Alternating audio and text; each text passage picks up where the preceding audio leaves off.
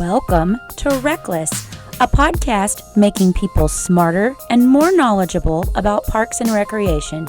Your hosts are Shane Mize, Jay Tryon, and Tom Venniro, three career-long friends from around the country, bringing their own unique and sometimes entertaining perspectives with a surprise guest each episode. This is RecLess. Welcome to the next episode of RecLess. My name is Shane Mize. Join with me as always is Tom Venniro and Jay Tryon. Tom, how you doing? Doing good today. It's another Friday, and it's always a great way to end a week. Jay, how are you doing? I will echo everything Tom just said. Looking forward to the weekend and looking forward to today's guest and figuring out who it is.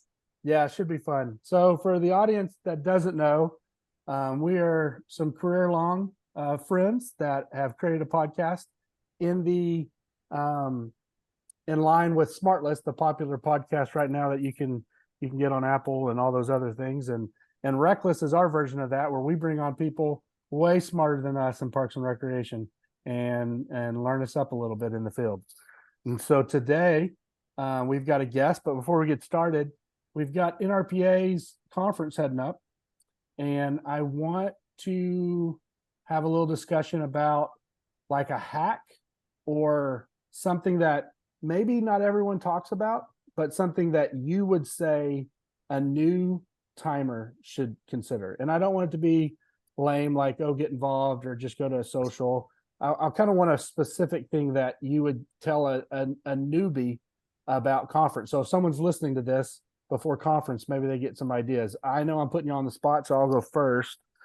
For me, I think a hack that a lot of newcomers don't take advantage of, and I'm always shocked they don't, is usually the first Tuesday of conference is a welcoming breakfast where we recognize the award winners of the fellowship and the diversity scholarship winners.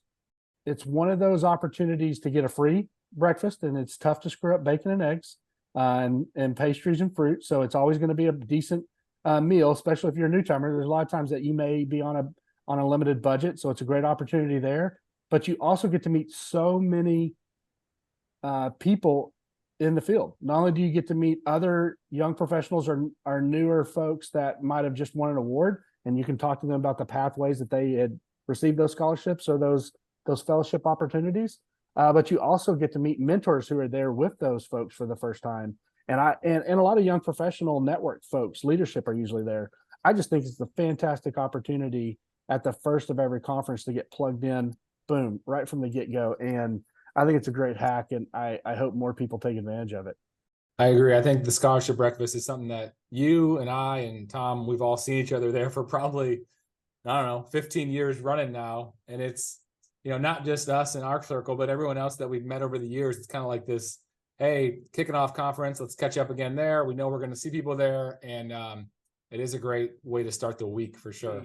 If I was going to give someone a random piece of advice that's maybe different or, not the traditional, get involved network, is go to different sessions that don't pertain to your current job, but jobs that you want in the future. So if you're a programmer, don't just go to sessions about programming. And if you want to be a director, if you want to be a manager of a team, like go to more leadership conference type sessions. If you're in marketing, don't just go to marketing sessions. Go to sessions that, where you might benefit, or maybe you'll be hopefully teaching a session in 5 years or 10 years from now that you're trying to get to that end game, or maybe even, middle goals, so that you are learning things now that you want to be implementing for a team in 5 years or 6 years or 4 years, or maybe even 2 years. Just to kind of get the game jumped ahead and start now before you have the next opportunity to interview for that. And then that way you have some knowledge on what you're going to be presenting on or interviewing for, and get a jump start on it. Good stuff, guys. I would like to say it doesn't leave a lot, but there's so much that I could talk to anybody about this conference. So go back to the breakfast. One item there, just to piggyback off of what you all said.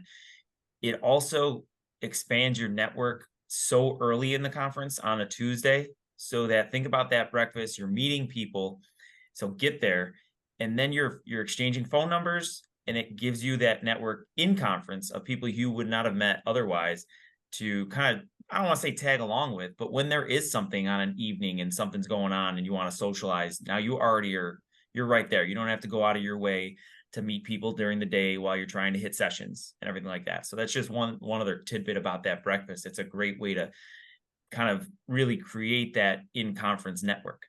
Otherwise, and I know this is something you mentioned, kind of don't go that route, but realistically, I do want to just mention that embrace the overwhelming. It is an overwhelming experience. If you were to first go to this conference, you have sessions upon sessions, and then you have this exhibit hall that's larger than life. It takes me 2 days to get through that exhibit hall, and I'm not saying 2 full days, but probably a good 1.5 hour to 2 hour walks through the exhibit hall. It's overwhelming. It's very easy to walk in there and say, gee, I don't think I want to do this. It's very easy to say after a day of sessions, I'm good. I'm going to go grab a bite to eat and hang out in the hotel. I would just advise everybody just not to do that. It's 4 days of straight chaos. I don't mean it in a bad way, but it is nonstop and you are exhausted when you leave. But embrace that overwhelming and get yourself involved and immersed into everything that it has to offer. I love that. Yeah, it is overwhelming, those 4 days for sure. It's not an introvert's dream for sure. It is, you're all in for those 4 days. You don't feel like you get a lot of time to yourself.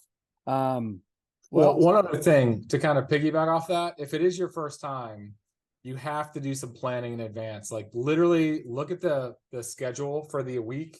I've already looked at it myself, and I've kind of like plugged in some sessions I know I want to go to, knowing that there's going to be different sessions at different times that are compete with each other, knowing when the breakfast is, knowing when the opening sessions are, knowing when, the exhibit hall's open, but plan ahead so that you're not going from one session or getting out of lunch. You're like, oh, where do I want to go now? And trying to go through everything, because there's going to be sessions that fill up and you may not even realize that. And then that's the only one you looked at, and you got to have a backup plan, because if it fills up and they're at capacity and they close the doors, you're out of luck until you find the next one. And if you don't find it fast, the doors are going to close again on you. Yeah, good point. Last thing on that. If you do have a session that you really want to go to, get there early. That's a great segue into our guest, because our guest is one of those speakers that when they speak, they usually do fill up a room. Our guest is a legacy. I always say that Parks and Rec is the director job is full of like hopes and dreams and failed promises hopes and dreams going wrong and failed promises, because no one really grows up thinking they want to be a Park and Rec director. You don't even know it's an option. But this one, our guest had a parent that was up in the Park and Rec field. I was aware of our guest from the time they were in New England, and they were involved in Rec 2.0 and some of the Rec websites that were going along with these industries. They have been on, not only have they done multiple NRPA presentations, but they've also been on multiple NRPA school faculties. They have worked as a consultant at times in the field. One of their babies that they created was something called Brand Aid.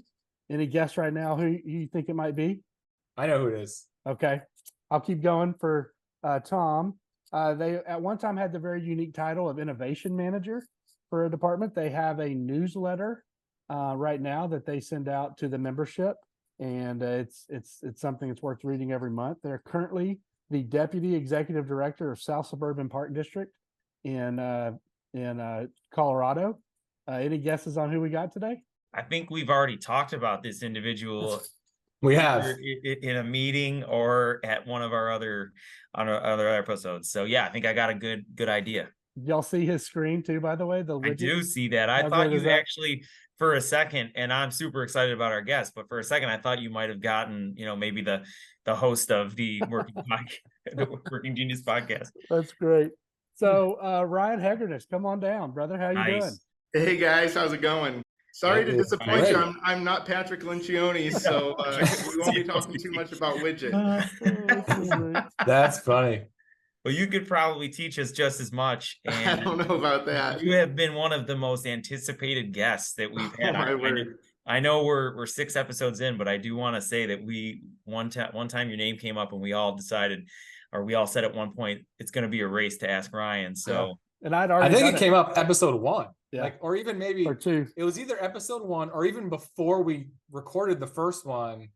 and it was like just talking about guests in general, and your name came up. So yes, it's So been like very early on. when Shane mentioned the podcast to me, I'd never heard of SmartList before. I didn't know what he was talking about. And I'm someone that doesn't quickly say no to things, but I also don't quickly say yes.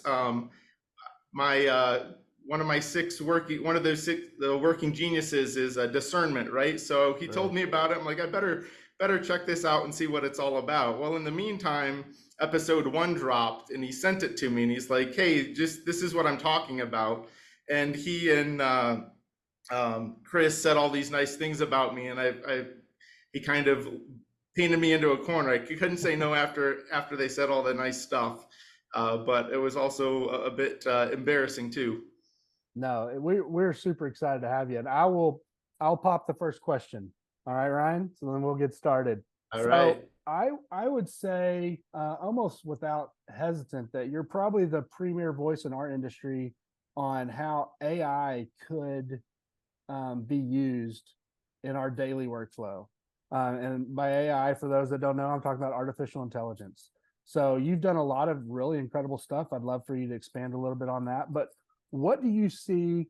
There are times that we see crypto or cricket or esports, and or even pickleball. Sometimes it's right. Sometimes the application does change our industry, and sometimes it doesn't hit like we thought it would. We're hearing AI is going to change our industry. What do you think will actually change from artificial intelligence? What will we as an industry take advantage of, and what do you think will skip over us, even if it does impact another industry? Right. Well, let's say that it doesn't advance at the alarming rate that some people think it will, and take over everything. I'm not that alarmist about it, but the way I see it right now, and how I see it being used more and more, even in the next year, is really exponentially increasing the efficiency of so many different tasks.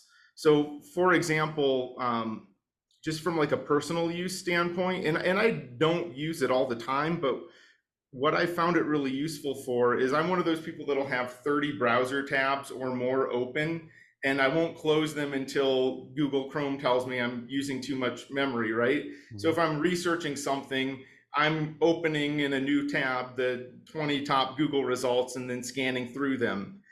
Well, I don't have to do that anymore, because ChatGPT or these other AI tools, I can, rather than looking something up and then manually looking through all those pages and assimilating the information, I can have AI do that for me. So that's one example of just speeding things up so much. Where I think there's tremendous potential, and I thought that I actually had this working a while back, and it found out that ChatGPT was just lying to me through its teeth and doing a great job of it.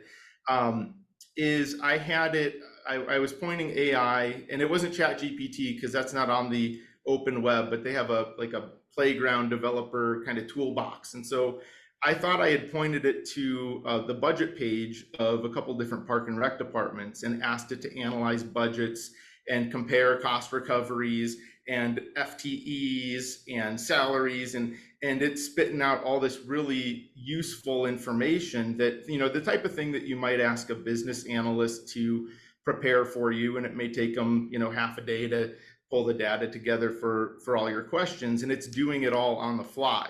Wow. Now, most of the information was made up, but we're not far from, imagine having AI trained on all of your contracts, all of your minutes from your meetings, all of your annual reports, your several hundred-page budget documents, all of that stuff that it just knows and has immediately available.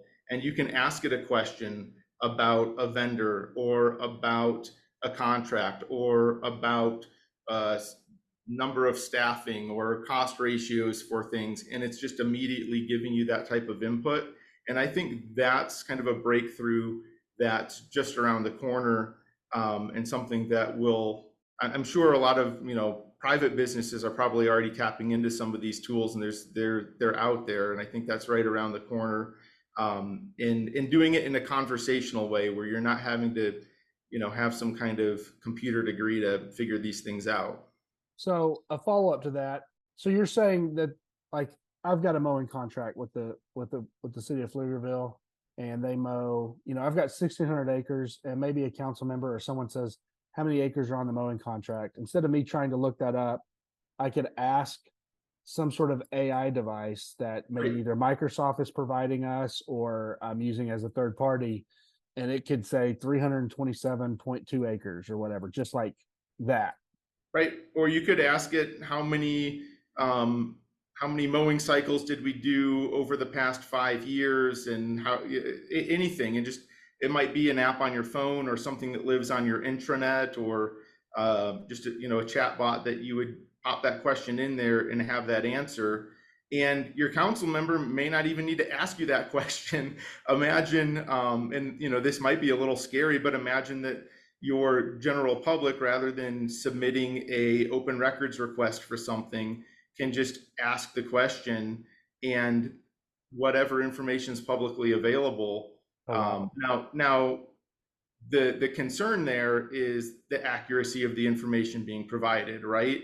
Or you may know that we made some kind of change in how we did our budgeting, or we moved something from this account to that account. And so when that council member asks you that question, there's that caveat that you're able to give of why there's some huge discrepancy.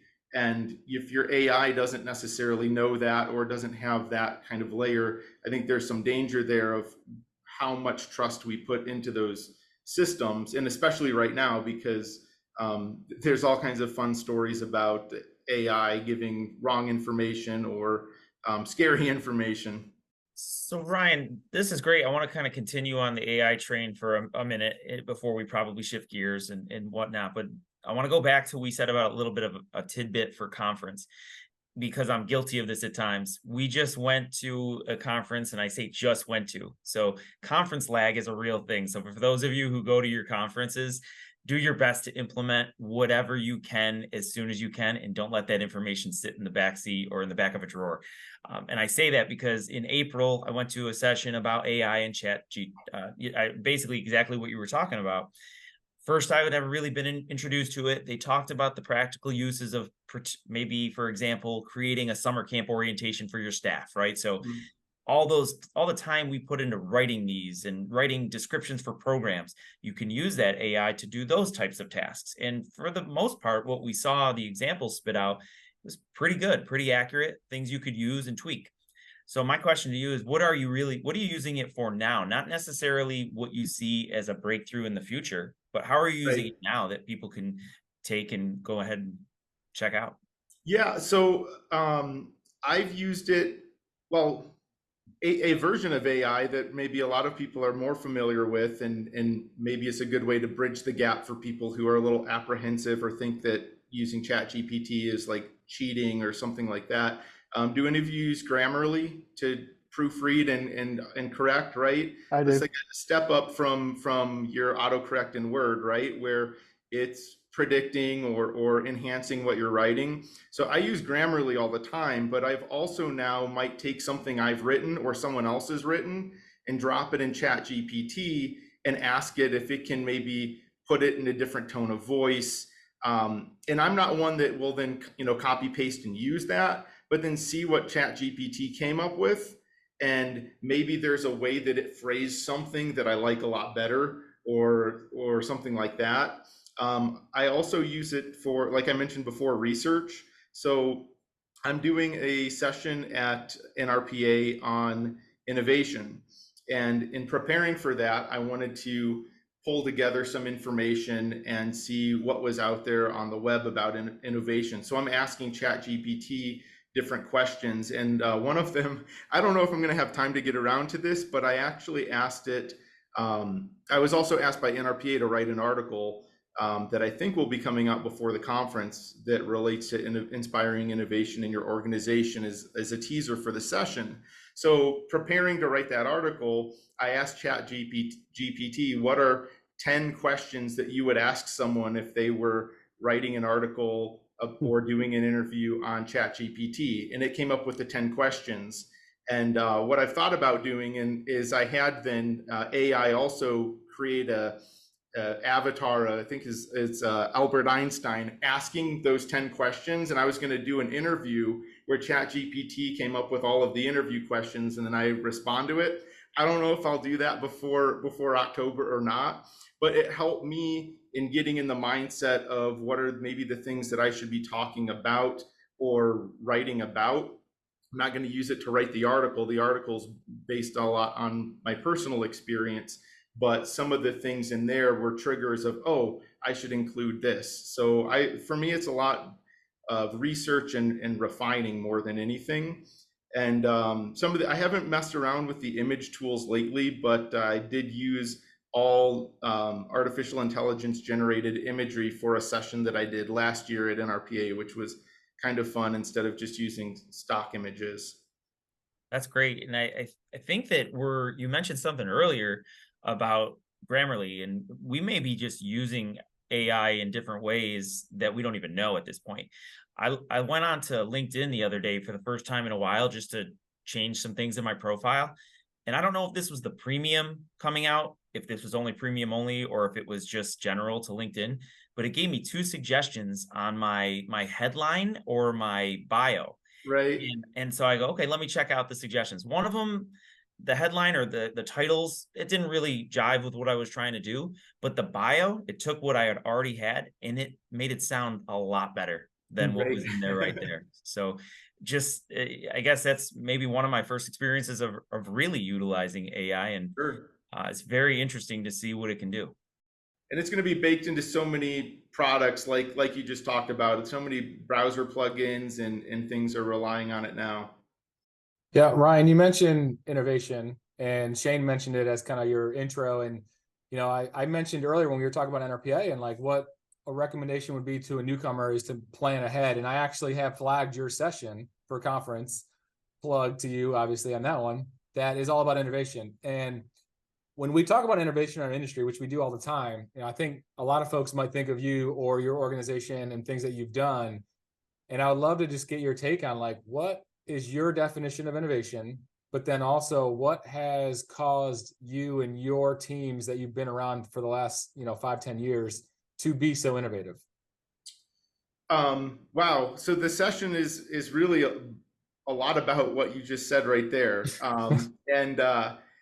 So the definition that I like to use for innovation, because there are so many of them, and this is what I used in my last organization when I had the innovation title, we described it as creating value for our community. And that could be done in one of 3 ways. That could be creating value through new revenues. So maybe coming up with new programs, new services people are paying for, new opportunities. That could be through cost savings. So efficiencies, or that could be through providing value in more of a social or environmental way. And so when we were tackling innovation as an organization, we're looking at it in those 3 lenses. And oftentimes people think of innovation as some huge game-changing breakthrough. And that's really not what most of innovation is. Most innovation is just incremental changes, or it's copying and stealing an idea that worked somewhere and applying it in a new context to provide that added value.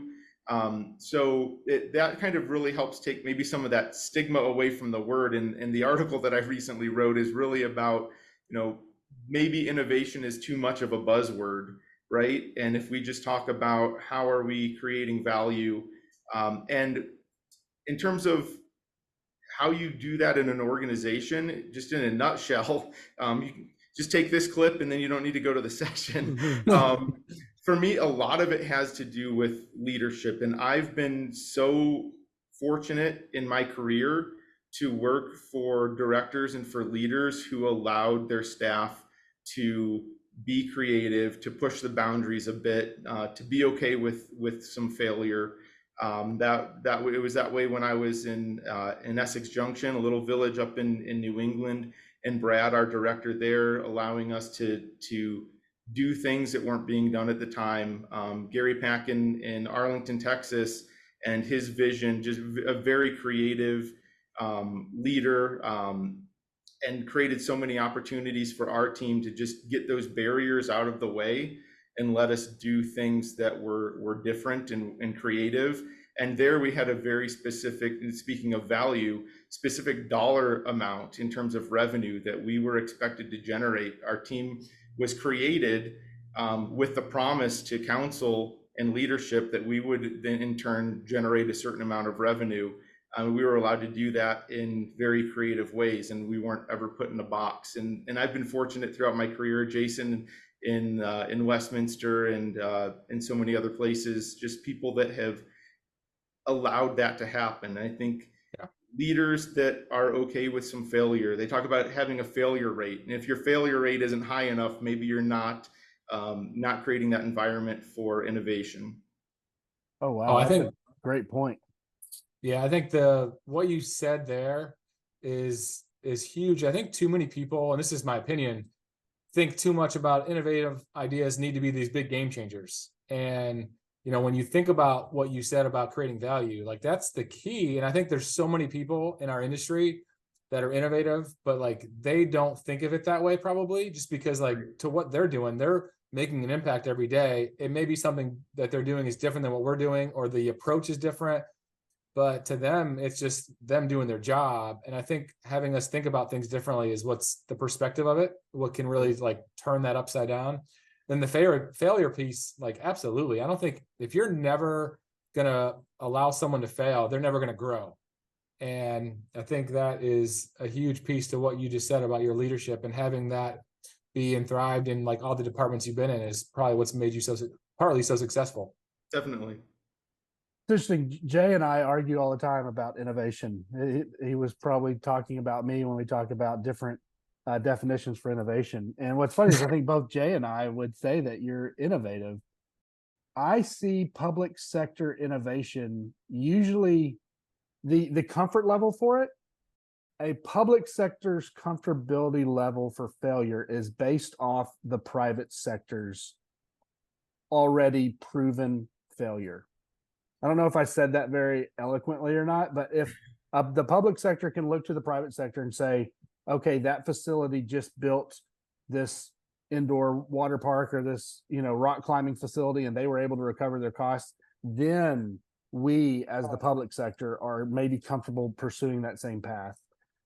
Is that the best way to see that innovation happen, is showing that failure or successes have happened in the private sector? Or do you put blinders on and completely ignore what's happening in the private sector? I'd say it's a little bit of both. So I actually, because government tends to be a few steps behind the private sector, I think that that's a great cheat just to look at what's working there.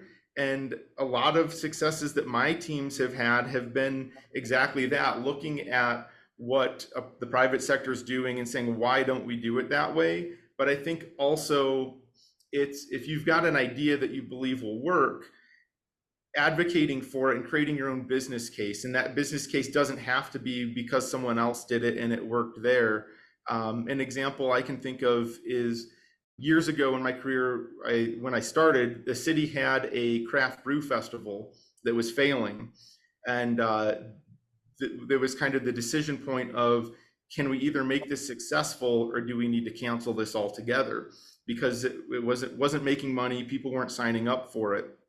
And our solution, a new team, was to say, actually, we need a whole bunch of money. Like this festival that you were putting on for hardly any money, and you were expecting the brewers to donate the beer for free, et cetera, et cetera. We need $50,000-$60,000, and we're going to pay for their expenses. And instead of having 4 breweries, we're going to get 30 there.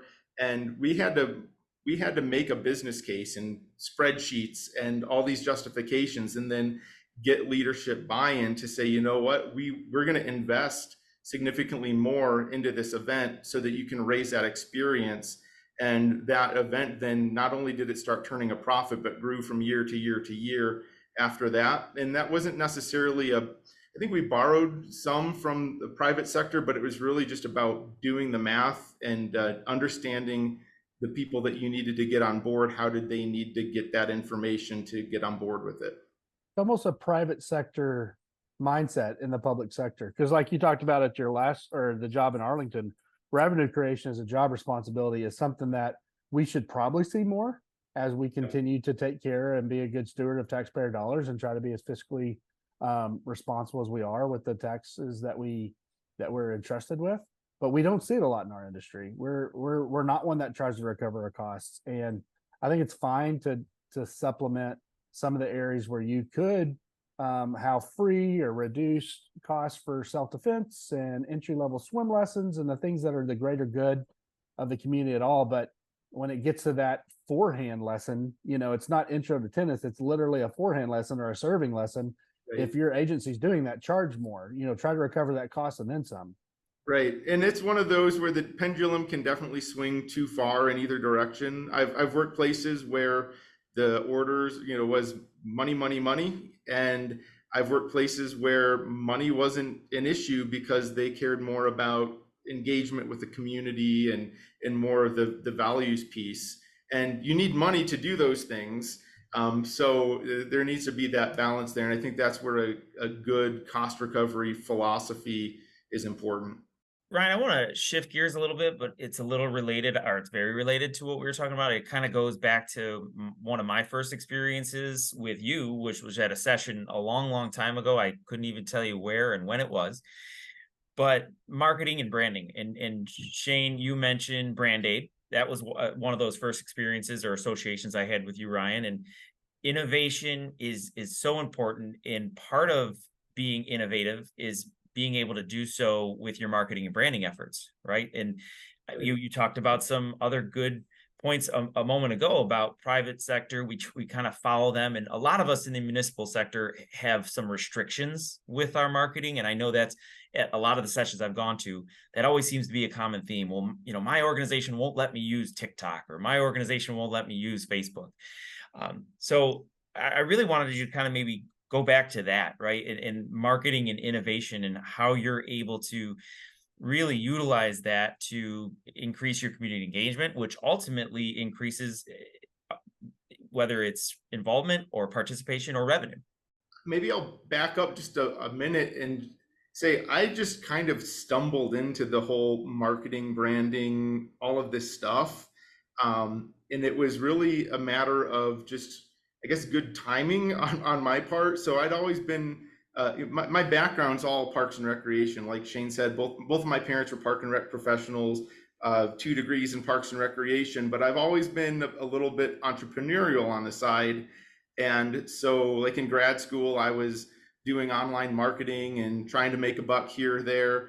And so my first job in Essex Junction, I started to apply some of those things that I thought were just good business practices. And it was at a time when social media was brand new and people weren't doing Google advertising and things like that. So I just kind of stumbled into becoming a social media or marketing expert, and then have been privileged to have people with much more expertise than I have in specific areas of design and marketing to work with me. So that's all that to say, I think a lot of it is just comes back to making that business case. And it's been fascinating from the start of my career to where we are now, how much that tone has changed in municipalities and parks and recreation. And it used to be that very, very few organizations, unless you're a major city, had someone in a marketing role. And that was the big conversation. And now it seems that that's pretty common to not only maybe have someone, but maybe have a small team. And so it's been really encouraging to see that there's more understanding of that. And I think getting to your question, tying those investments with a return on that investment. And that return, many people think of return on investment in terms of money, and that's a big piece, but it's also the return on connecting with more people in your community, or serving more people in your community, or serving different populations in your community, that you can do when you have better communication, marketing materials that resonate with people, that maybe are in a language that they can understand, or that you're just getting them in the right places where those people are. I don't know if that directly answered the question you asked. I was a little all over the place, but Yeah. No, it did. And I wanted to really kind of just let the listeners know how important that is to be able to have a little bit of flexibility in tying in your marketing and branding efforts with all of the goals we're trying to accomplish. And so for me, I look towards you. I look towards a few other people when we talk about that brand and customer experience through marketing, and some other agencies. And we also have kind of a rule here where it's, hey, go out there and follow some Facebook pages, go out there and follow some accounts of others. Who are some that you follow? You know, who are some that you would recommend for our listeners to say, hey, these are some cutting edge, these people do great stuff, check them out. I follow a bunch, but this might erode all of my credibility when I say this, but I am very rarely on social media. I used to be, like, a decade ago, when it was more of a fun place to be and it wasn't the mess that it is now. So, like, personally, I'm not on social media a lot, but I do follow a number of Parks and Rec accounts. One that I followed for a while, the Michigan Department of Natural Resources, several years ago, they were doing some really cool things. I referenced them in some of my sessions. Putting me on the spot, and I did some work, actually. In my last role, we were with libraries, and I did some work with some libraries, and have seen some really cool things that they're doing on TikTok. Columbus Library is one of those. There's several organizations in Texas that are doing really great stuff, and I'll say Pflugerville and Shane, and some of the creativity that Shane's brought and the work that they've really advanced with their master planning is one of those. Allen, Texas. Their marketing person that I'm familiar with is no longer there, but they've done some really cool things in Allen, Texas. There's a lot of them, and oftentimes the bigger the city, you know, maybe the more resources or qualified professionals are able to get for those. So sometimes it's looking at what major cities are doing in your area and then saying, what can I learn from their strategies? It's so interesting you mentioned the cesspool that is social media at times now. What I've seen very interestingly, and something I've enjoyed to see, is the really creative people doubling down and making fun of that. So there is I can't remember the name of these group, but there's a group of people that they do marketing for the state parks based off the worst Yes. worst reviews, like, so just nothing to do, and it's just this pristine view, or it was just a big mountain and it's, you know, Mount Hood or whatever, and it's basically making fun of the stupidity of our society and how we review everything and how we have to have everyone's dumb opinion on everything, and they're turning it around. So is it Jimmy Fallon or Jimmy Kimmel where they read the bad mean tweets? mean tweets? I actually went to my city manager. My city manager's been very supportive of all the dumb, crazy ideas I've had, but I wanted to have some of our hardworking bilingual guys who are out in the field every day, you know, weeding and mowing, read some of the tweets that have been, or the Facebook comments that have been said about, you know, oh, it was unmowed today, or it looked a little high, and just have some of our guys go out there and read it. And our city manager laughed out loud, but she was like, no, you're absolutely not going to have Juan go out there and read, you know, something that was said terribly about the lake or whatever. But I think you're right. We've even gotten creative people, like you're saying, seeing the ridiculousness of everyone feeling like their voice has to be, just because you're thinking it doesn't mean all of society has to hear about it, and, you know, Right. making fun of that. The National Park Service does a fantastic job, and they do some of that. And the tone that they use in some of their posts is just so hilarious. So that would be a great one to follow. I've seen some of the national park ones. They take some of the lowest Yelp reviews and just will make a comment about what the review was and have a picture, and it's Right. usually a drawing, but they're pretty funny. Yeah, I find those hilarious.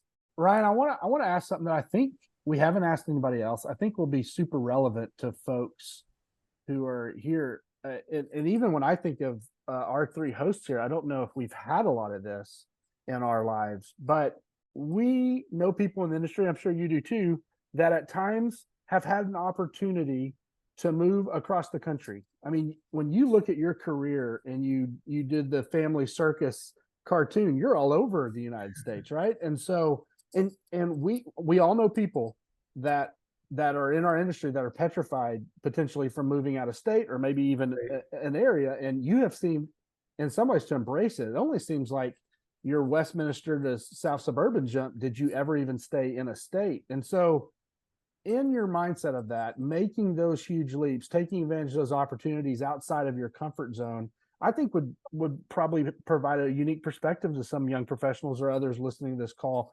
What did you think? Were you trying to get out of Essex? Were you trying to get out of Arlington? Or were you like, I'm now looking for a job. What's the best job out there? I'm not scared of it. I'm not scared of the distance. I'm going to make the leap. What was the mindset? So when my first job out of college, my wife is from New England and had family there, and I'm from Ohio, and so I had applied to opportunities near both of our families, and actually had an opportunity to take a job in Ohio or to take one in Vermont, and chose the one near my wife's family and went to Essex Junction, and I'm so glad that I did. But while I was there, a couple of realizations. Well, one, my in-laws moved to Florida, so it took all the pressure off of me to stay in New England because they were no longer there.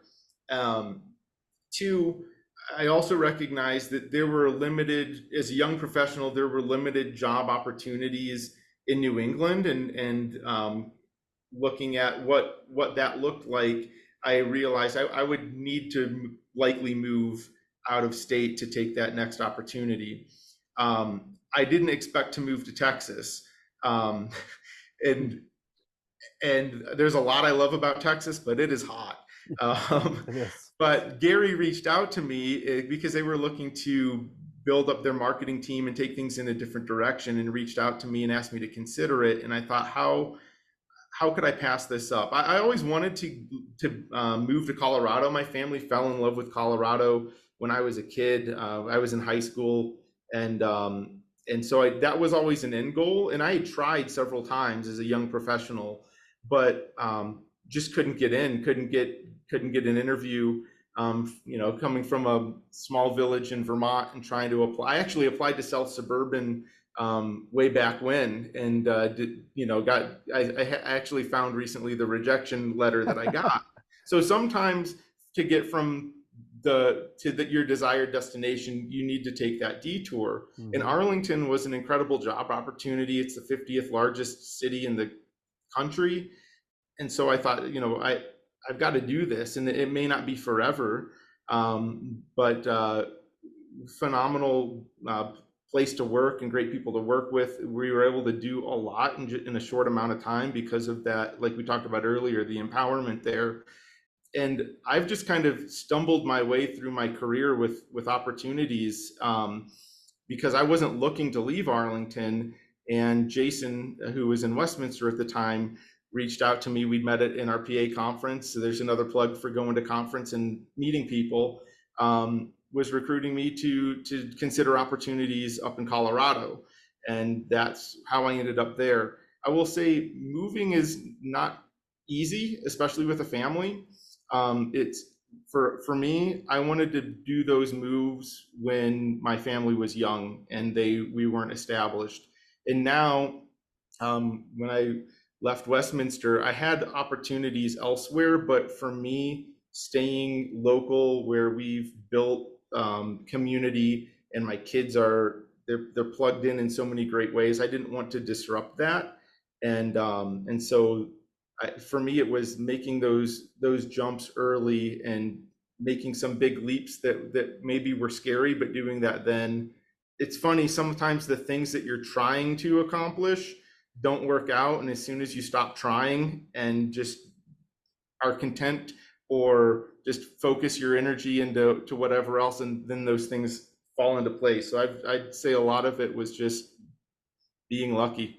Brian, would you say that the population of the towns or cities had any role in it? Because I've looking at like those cities you've been in, they're very vast. From Essex is very small, Arlington's quite large, Westminster, I would say pretty medium-sized municipality, mm-hmm. and they range, maybe 10,000 to 400, 500,000. Was there a goal along that path, or is there a goal maybe now in the future that you found your sweet spot of what you like to serve in that population range? I don't know that it's so much about the population, although I think certainly when your population is larger, you have more opportunity, or maybe oftentimes more budget to work with, or more skills. For me, it was is it an organization that you'd be proud to work for, and that kind of aligns with the work environment that you're looking for, and the creativity and things like that. For me, it's always been less about chasing a title. And a few times I've turned down director roles because I felt that I would get a lot more satisfaction and be able to do more fun stuff in a different role, maybe a manager or a number two type of a role, with an organization that I thought more highly of, right? So for me, it's kind of not so much about the population, but most of the places that I've worked, they've been former gold medal winners, or Capra accredited, those types of things. And I think those are indicators that it's an organization that values parks and recreation, takes it seriously, is going to invest in it, and wants to do exciting things. It's interesting. We talk a lot, and people in the industry talk about getting that director on your resume. I mean, that is something, as a young professional or as an ambitious professional, you hear it's always bubbling at the surface of their ambition, right? And then when you talk to someone who's been a director, they say, man, that can wait. Like, the buck Right. stops with you when you're in that position. And it's not saying that a director job's a bad job. It's a great job. But to get to it before you're professionally ready for it can really affect a career. Like, it really can. And so it's interesting that, I love the perspective that that you passed up on director titles at times to go have an impact in a way. And, you weren't so focused on titles, you were focused on things you were getting to accomplish. I love that. Yeah. I also love the fact that you weren't focused on the population. Jay asked a great question. We just had the same conversation, or a similar conversation, with Rosalind Johnson, who has been in a similar situation where she went to these major, vast communities, and now she's in a community where there's 40,000. Mhm. And so to not put that focus, and there are people out there who I think ultimately say, I want to go to the big city, or I want to be in a small town. Yeah. Can you maybe just give us a couple of your insights on just a little bit of the differences, or the pros and cons of each? And like I said, you've been very good about saying that it was more about fit than anything, but they are different. Those agencies are different. So from your perspective, what are some of those pros and cons of being in a larger agency versus smaller? So there's the size, and then there's also geographic kind of characteristics, or the amount of investment that goes into parks and recreation. So in Colorado is a state that heavily invests and values parks and recreation, more so than, for example, New England, or other parts of the country. So you've got places in the Midwest that are like that, in Illinois as well. Texas is pretty good. So I think some of it, there's those geographic differences regardless of the population. But what I loved about working in a small community is you really were part of the community. When I worked in Essex Junction, you'd walk to the farmer's market and run into 20 people you knew from the park, or from down the street, or whatever. And it really had that small town feel.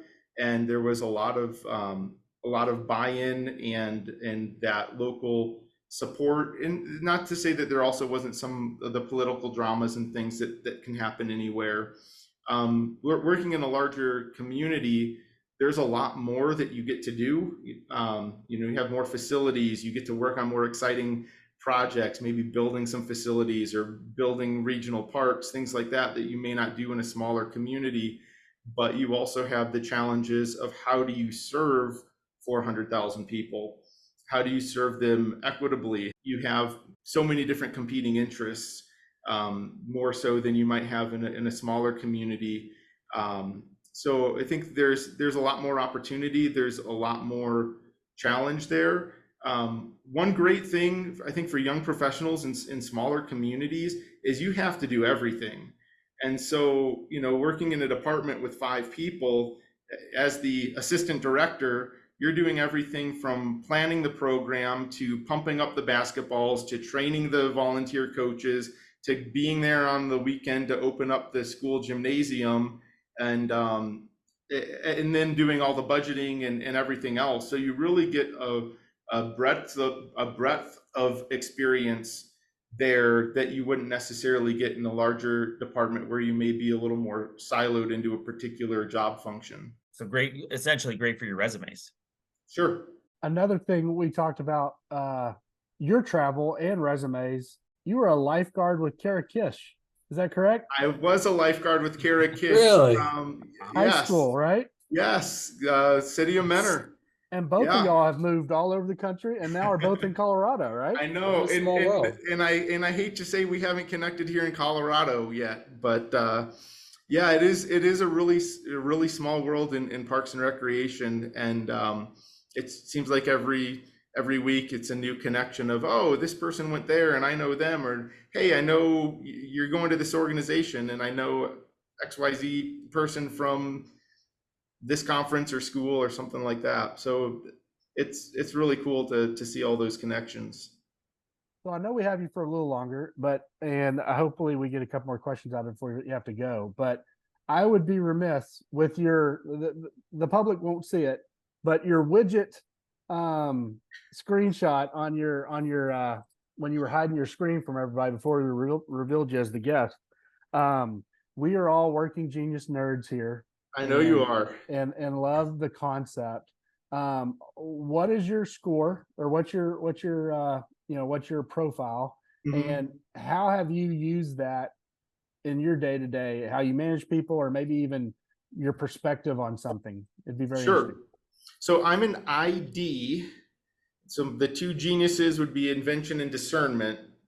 And then what's it called? The frustrations for me are the E and the T, the enablement and the tenacity. Yeah. And I know, Shane, I think you have this same two frustrations, right? Yep. So more of the idea person, let's come up with a grand idea. Let's figure out what's the right approach.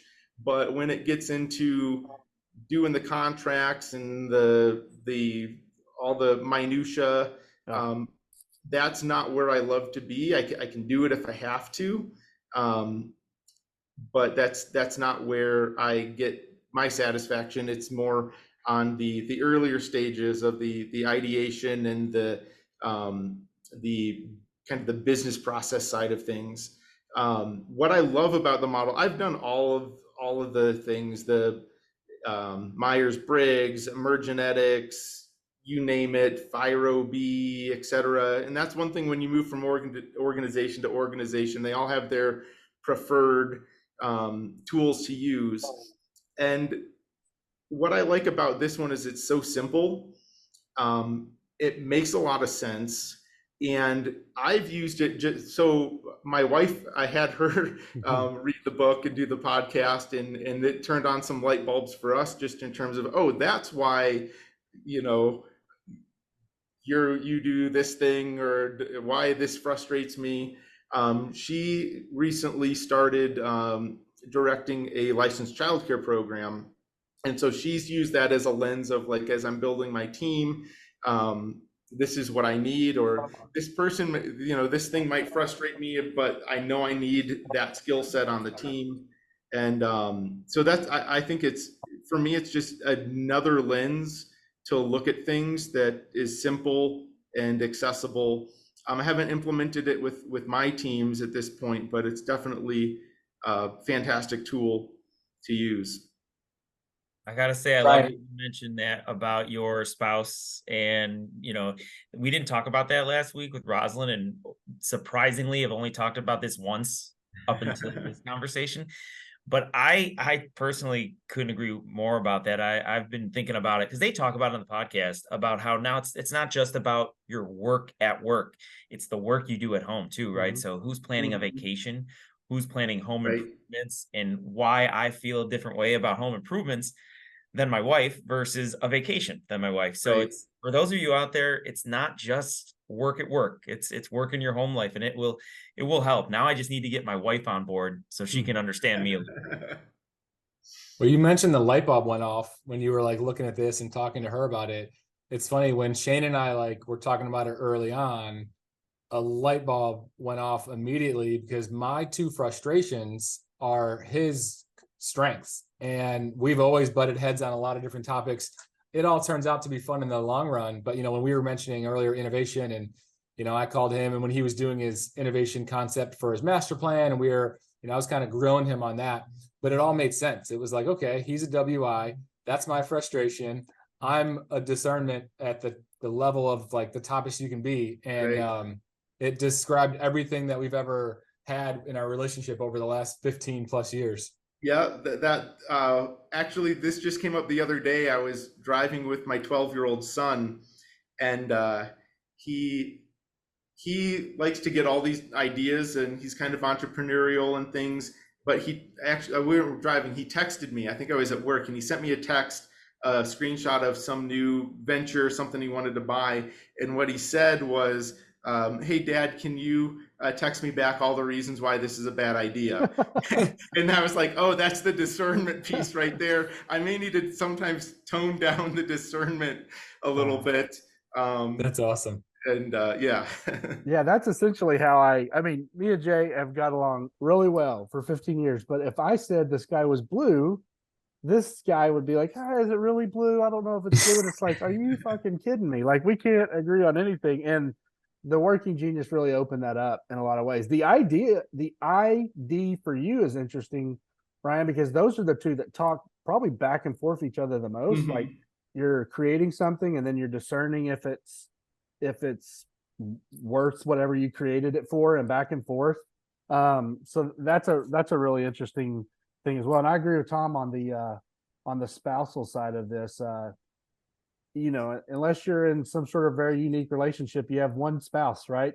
And if their strengths are totally different than your strengths, even still, you only have 4 of the 6 parts of the workflow covered. And so at some point in the process with a 2-on-2 type relationship, there's going to be something that's in frustrations. And as soon as you know that, what I know what my spouse's frustration is, and she knows what mine is, and our strengths are, it makes the whole work experience of a relationship just a little bit simpler to understand and maybe to provide some sort of grace for sure. Earlier, you were listening to us as the screen was blacked out. You couldn't tell, you know, we didn't know who you were, but you had us, Shane asked us, you know, a point for us to give some advice for conference.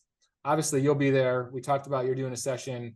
You know, if you were going to give someone advice similar to the same context of a newbie that's never been before, is there something that you would tell them to look out for and plan? So the advice that you all gave was great. I'm an introvert, and so conference, like Shane had mentioned, can be intimidating. I was fortunate. The first few times I went to NRPA, I actually went with my dad when I was a student. And so I had that. And then I would say if you are able to go with someone that is established in the field and has some connections, or is at least more outgoing than you are, and you're okay with that, and they can drag you along and introduce you, I think that's great. NRPA offers some mentorship opportunities that you can take advantage of. And I've had the privilege of being a mentor to young professionals at the conference. I'll be doing that again this year. So that's a great opportunity. This may not be a conference hack that many people would like. Public speaking terrifies me, which is funny because I've ended up doing a lot of it. But one thing that I found when I first presented at NRPA early in my career is, as terrifying as that experience was, it made the rest of the conference a whole lot easier because I no longer had to do small talk. I didn't have to go up and introduce myself to people. People would come up and say, "Hey, I went to your session," and you could immediately get into meaningful conversations with people because of that. So if there's a way that you can get involved or push yourself to do that type of thing, where to me that kind of has made that experience much different and has helped me because I'm not the type of person that would typically network at a conference and meet a whole bunch of people. You made me think about one other thing to add to that is I used to hate public speaking as well, but I remember I signed up for several years to be a room host. And that was actually like one of the ways that my agency would allow me to go is because I was volunteering. Obviously it waives registration, but being a room host was probably like one of my first experiences, just getting in front of people. And all you're doing is introducing the speaker, talking about CEUs, talking about, a few things for a few minutes, but like just that was like helping me get over the hump of that fear, even if it was for 90 seconds or 2 minutes. Right. And like for me as an introvert, it also, I don't feel like I look as stupid because I have a role. I've got a stack of papers or a badge or something. Even now, if I'm going to be in an event, I always ask myself, like, staff, what can I do to help? I'd rather be involved in serving than shaking hands and smiling. And, I'll do those things, but I'd rather have a purpose, and that makes it a lot easier for me. Yeah, I'm with you, Ryan. I think sometimes keeping busy and having that purpose and doing something makes it a little easier for people who may not be as open to going out and introducing themselves and shaking hands and kind of having that casual conversation. Jay mentioned something a moment ago, and this was kind of a conversation that I've had with many people before, and creating a space for someone to go out and do something outside of their comfort zone. That would be my question for you. As an introvert, you give great sessions. I mean, I've been to them. I could tell you firsthand. And for those people who are looking and get a chance to listen to this and then go to conference, Ryan's session will fill up. Like those sessions, it's no doubt, if you are late, it's going to be tough to get a spot. What helped you get over the hump in getting in front of a crowd and public speaking and actually delivering sessions? Because when you're up there, you would have no idea that you're an introvert and that it might be something that you're apprehensive about. Yeah, I mean, it's gotten easier, but I wouldn't say it's easy. And I'm still amazed every time that people show up and that I get reviews that, it's still a weird thing for me. I got into it mainly because, like I said, when I was early in my career doing some things that weren't being done, and people started asking. And so I had the opportunity to present at the Vermont conference, which was small, and I was familiar with the people. It was still terrifying. I actually recorded myself for my first session, and I thought, that's a good thing to do, and then listen and figure out where I need to improve. And I've never again recorded myself and listened to it because it was the most painful experience ever. I had told the participants I would post the audio after the session, and I was so mortified by all of the ums and pauses and things like that I went through and clipped out probably 70 of those before I published it. The feedback afterward and hearing people say, hey, I took something that you said and I applied it and got this result, that made it a little bit easier to then, and for me, I wasn't like, oh, that's great, now I'm going to sign up to do all these other sessions. I'm someone that usually kind of gets pushed into things. And so it was like, hey, can you do this regional conference? And it went from there. So I don't know. I would say if you start small, start with a group of people you're familiar with. And I think that the discomfort is important sometimes. Like that's growth, that the feeling of discomfort, whether it's public speaking or doing other things that you're not used to doing, that's growth. And so if you can look at it in that way, I think that's a helpful perspective. I want to point out that there is no roundtables at Ryan's session because he is an introvert. He does an introvert session I was served on the program committee for, it'll be 13 years this year. And I've tried desperately for about half of those to get like an introvert approved stamp on sessions. So like these sessions will not break out. These sessions will not make you turn around and talk to Barb from Omaha. Like you can just sit and learn. I've never been able to accomplish that. Who's Barb from Omaha? You keep mentioning her in every. That's my generic lady. I don't out there to. somewhere, and I hope she listens. I hope we're gonna find a guest who is from Omaha named Barb for a future episode. Yes. One real quick funny observation about that. I did 2 sessions at NRPA that year. One was targeted towards directors and the other was for introverts. Similar size, full room. The directors one, it was the loudest most talkative bunch of people. And then the next day I had the introvert group, same number of people, and you could hear a pin drop for the 15 minutes before the session started. It was fantastic. That's funny. That's right. The juxtaposition of being in this field and being an introvert is pretty interesting. And so I thought it was a great session. It was a great perspective. Hey, Ryan, we appreciate you being here. This has been great. It's been everything we had all kind of thought it would be. I've enjoyed it. I would be remiss though if I didn't. You have the Playground, which is your newsletter, and you do a lot of recommendations. You do a lot of books. You're kind of one of these guys that believes in a reader is a leader and a leader is a reader. And so, what are 3 books that you absolutely would pass on to anybody else? Like, these are your books that when they ask you for a review, have you heard of this book, whatever it is? Wow, that's a hard one because, and I've been asked that several times and it always stumps me. My follow-up is usually, well, what are you trying to learn about, or what's the problem that you're facing? Sure.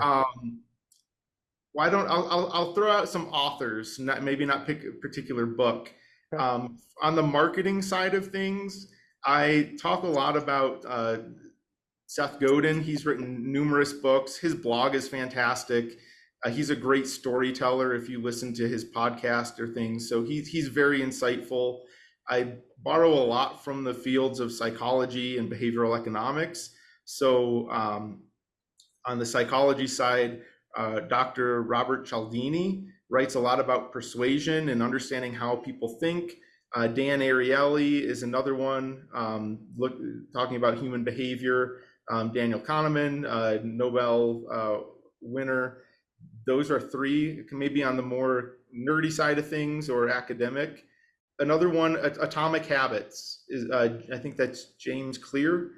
I've read so many books on like growth and habits and things like that. I think that's probably one of the best that pulls everything together. If you're looking to make changes or break habits or start new habits, Atomic Habits is a great one. I could go on. They're all listed in my newsletter or at Hegreness.net. You can look through those if you want. But yeah, that's a really tough question. Man, I appreciate the time. It's been great. Oh, it's been fun talking to you all. It's great to see you, and look forward to seeing you at the conference. Absolutely. Thanks, Ryan. Awesome. Thanks, Ryan. Thank you, Ryan. This is great. That was a blast. That was a lot of fun. I think he really was like one of the first names that came up in a conversation about a guest. So very fitting. And, I don't talk to him as much as I would like to, especially after we're diving into some of these great topics.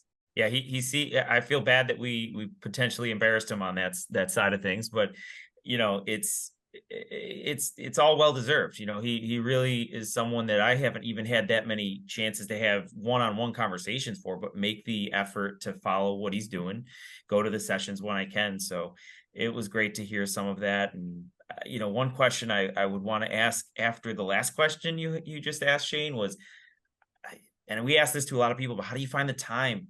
I mean, he seems to be doing so much and reading so much, and it's amazing. He's a full-time park and rec professional who is innovating. So he's not just sitting on his hands the whole time. He also is a consultant on the side, worked on our master plans, and also runs this newsletter. And he's presenting all over. He's at director school and Rocky Mountain Revenue School and all those different types of schools he's a faculty member on. Like, it's incredible. And I thought there were some really great takeaways. 2 things I wrote down. He said, when you stop focusing on ambition, ultimately the things you're pursuing just kind of happen, which is true. And I think in a young professional mindset, I think I was always worried about, oh, what's my next step or whatever. And at some point, if you can just release that and focus on doing a good job at your job, some of those opportunities that you wanted previously are just going to be there. And the other, he said, things aren't linear. Sometimes you have to take a detour to get to your destination. Boy, that has been true over and over. What a great perspective. Well, it's been a real murderer's row of guests. I mean, our podcast, we're going to release the first 5 episodes. Ryan will release the next week. What a great group that we're going to start to release to the public. I'm excited. Yeah. Me too. And I can't wait to see what guests you all have to roll out as we keep going forward. you know, I was talking to someone in my office the other day about this and kind of giving them the concept and letting them know where we're at. And honestly, it's so amazing that we're doing what we're doing, right? It gives us this real rejuvenated and refreshing way to end a week, because typically we're doing these on Fridays, and obviously our flexibility may change that here or there. But in addition to that, there's really endless possibilities of the guests that we can have on. So I'm real excited about that. You know, this isn't just movie reviews. This isn't just a book review. We have a lot of different directions to go, and tough act to follow so far, six episodes in. Yeah, and I'm up again next week. So I will not reveal my guests like Tom did, but I'm up again next week. And until then, boys, I had a lot of fun. See y'all. All right. See you guys. Great work, Shane.